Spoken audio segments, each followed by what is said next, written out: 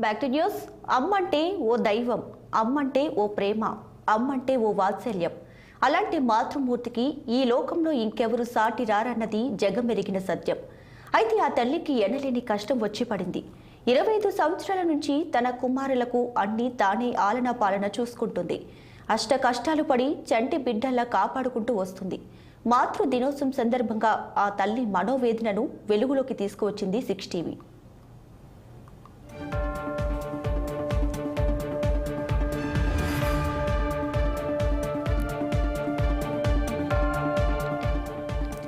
సిద్దిపేట జిల్లా దుబ్బాక మండలం రామక్కపేట గ్రామానికి చెందిన దుర్గయ్య, నిర్మల దంపతులకు 3 సంతానం. వీరిలో 2 అబ్బాయిలు, 1 అమ్మాయి. 10వ తరగతి వరకు బాగానే ఉన్న 2 కొడుకులు ఒక్కసారిగా మంచాన పడ్డారు. ఏమైందో ఏమో కానీ ఇద్దరికి కాళ్ళు చేతులు పని చేయకపోవడంతో ఏ పని చేయలేకపోయారు. వారికి నరాల క్షణిత వ్యాధి ఉందని డాక్టర్లు నిర్ధారించారు.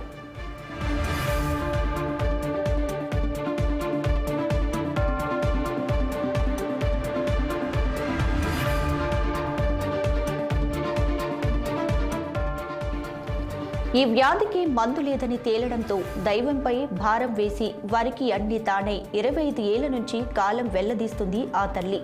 ఎవరి సాయం అందకపోవడంతో పాటు ప్రభుత్వం అందిస్తున్న పింఛన్ మందులకే సరిపోతుందంటూ తల్లి నిర్మల చెబుతుంది. ఆర్థికంగా తమను ఆదుకోవాలని వేడుకుంటుంది.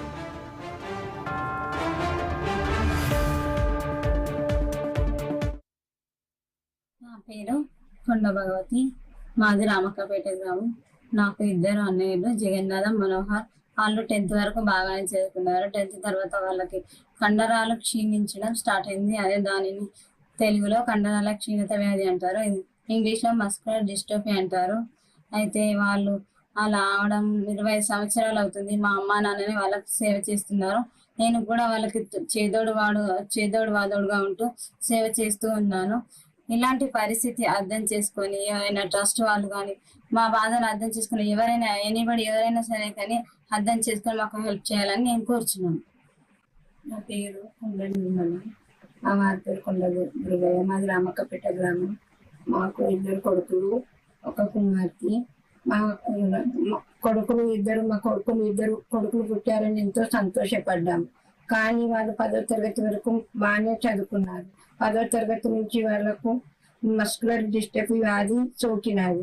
అప్పటి నుంచి ఇప్పటి వరకు మేము తల్లిదండ్రులను సేవ చేస్తున్నాము. మా వారికి కూడా కాలు ఇరిగింది. మాకు కొడుకులు చేస్తారనుకుంటే వాళ్ళ సేవ మేమే చేస్తున్నాం. వీడికి 25 సంవత్సరాలు అవుతుంది.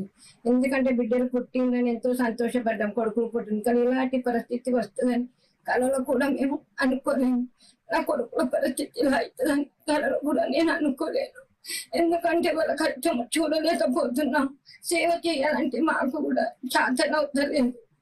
ఇలాంటి పరిస్థితి అర్థం చేసుకొని మాకు ఎవరైనా సాయం చేయాలి, రాజకీయ నాయకులైనా, ఏ సంస్థ వాళ్ళైనా చేయాలని కోరుకుంటున్నాం.